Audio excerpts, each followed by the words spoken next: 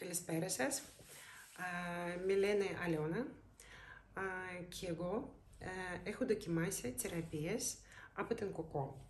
Η πρώτη θεραπεία που έχουμε κάνει ήταν με κρύο λέιζερ, που έχω πόνο στο πλάτη και Κοκό με έχει κάνει που σε μία-δύο φορές ήταν πολύ καλά αμέσως. Ένιωσα πόνος έχει φύγει.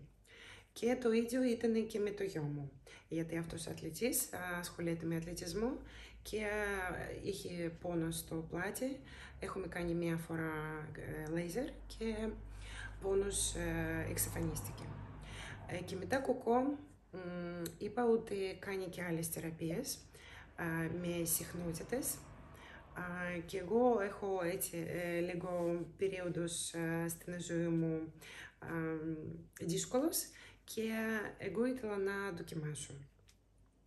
Αυτό είναι, εσύ δεν νιώθεις τίποτα, απλά πρέπει να πιστεύεις, γιατί ο άνθρωπος που το πιστεύει, θεραπεία γίνεται. Αν εσύ κλείνεσαι και δεν πιστεύεις και γιατί δεν νιώθεις τίποτα, δεν καταλαβαίνεις, τότε τίποτα δεν γίνεται.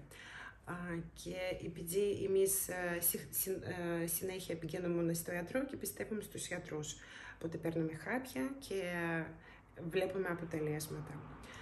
Εδώ δεν βλέπεις τίποτα, αλλά νιώθεις ότι εγώ στην αρχή εμείς έχουμε κάνει detox πρόγραμμα για 11 μέρες, να σκοτώνουμε όλους τους παραζίτες στο σύστημα, στο οργανισμό, και μετά άλλα προγράμματα που μου έχει βάλει Κοκό και νιώθω πάρα πολύ καλύτερα.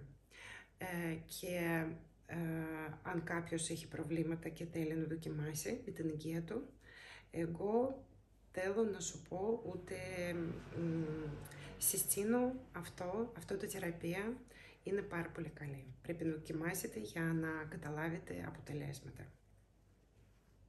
Καλό βράδυ!